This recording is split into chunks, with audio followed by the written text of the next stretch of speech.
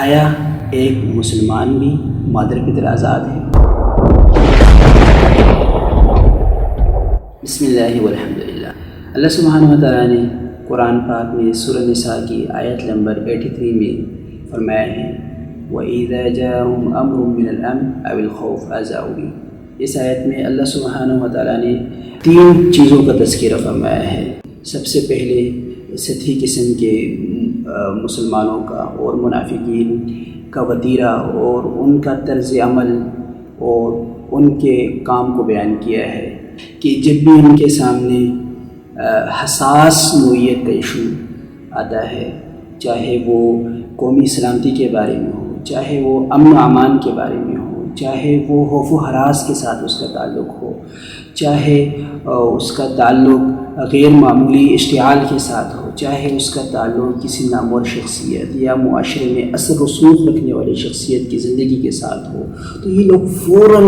اس بات کو وائرل کر دیتے ہیں۔ آیا ایک مسلمان بھی مادر کی طرح آزاد ہے کہ جو چیز بھی اس کے سامنے آئے وہ اس کو وائرل کر دے؟ اس بات کو دیکھے بغیر کہ ریاست پہ اس پہ کیا اثرات مرتب ہوں گے، اس بات کو دیکھے بغیر کہ عوام کے جان مال عزت و آبرو کو کیا خطرات اس سے لاحق ہوں گے، اس بات کو دیکھے بغیر لوگوں کی جذبات اور لوگوں کے احساسات پہ کیا اثرات مرتب ہوں گے۔ دوسرے حصے میں فرمایا ایک صحیح مسلمان کا طریقہ کار یہ ہونا چاہیے لو ردوا إلى الرسول وإلى أولي الأمر منهم لعلمه الذين يستنبطونه منهم، کہ جب بھی اس نوعیت کا ایشو اس کے سامنے آئے تو وہ از خود اس پہ تبصرہ کرنے کے بجائے، از خود اس کو وائرل کرنے کے بجائے اس کو فارورڈ کرے ان لوگوں کی طرف کہ جو اس کی کھوج لگا سکتے ہیں، جو اس کی حقیقت کو اشکارا کر سکتے ہیں، جو اس کی تہ تک پہنچ سکتے ہیں، چاہے اس ایشو کا تعلق حکام کے ساتھ ہو یا اہل علم کے ساتھ ہو یا زعماء کے ساتھ ہو، تو وہ جب ان کی طرف فارورڈ کریں گے، ان کی طرف منتقل کریں گے، ان کے سامنے پیش کریں گے، تو وہ تو سب سے پہلے اس واقعے کی، اس بات کی حقیقت ان کے سامنے اشکارا کر دیں گے کہ آیا یہ حقیقت پر مبنی ہے بھی یا نہیں، اور اگر حقیقت پر مبنی ہے تو اس کے لیے کیا لائحہ عمل بہتر ہوگا، اس کے لیے کیا پالیسیز بہتر ہوں گی، اس کے لیے کیا طریقہ کار بہتر ہوگا۔ تو اس طریقے سے یہ سارے پروسیس سے اور ساری مشاورت سے اور ساری تحقیق کے بعد جب اس پہ کوئی بھی ایکشن لیا جائے گا، کوئی بھی اقدام اس کے بارے میں اٹھایا جائے گا، تو وہ مسلمانوں کے لیے بھی بہتر ہوگا اور اس کے ریاست پر اور عوام پر بھی بہتر اثرات مرتب ہوں گے۔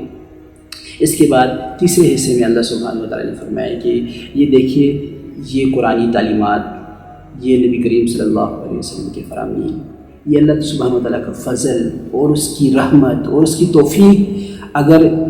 شامل حال نہ ہوتی اور یہ تعلیمات اگر نہ ہوتی تو اکثریت کیا ہوتے؟ شیطان کے اہلِ کار ہوتے، شیطان کے کارندے ہوتے اور اس کے لیے استعمال ہو رہے ہوتے۔ لیکن یہ محض اللہ سبحانہ وتعالیٰ کا فضل اور اس کی رحمت ہے کہ اللہ سبحانہ وتعالیٰ نے مسلمانوں کو ایک ایسے احکامات اور ایسے تعلیمات کا اجرا کیا ہے جو پوری انسانیت کی فلاح و بہبود کے لیے اور مسلمانوں کی فلاح و بہبود کے لیے اور ریاستوں کے بقا کے لیے اور ان میں امن و امان اور استحکام کے لیے ضروری ہے۔ تو ہمیں بھی چاہیے کہ ہم ان فرامین پہ خود بھی عمل کریں اور اس کو آگے زیادہ سے زیادہ پہنچائیں۔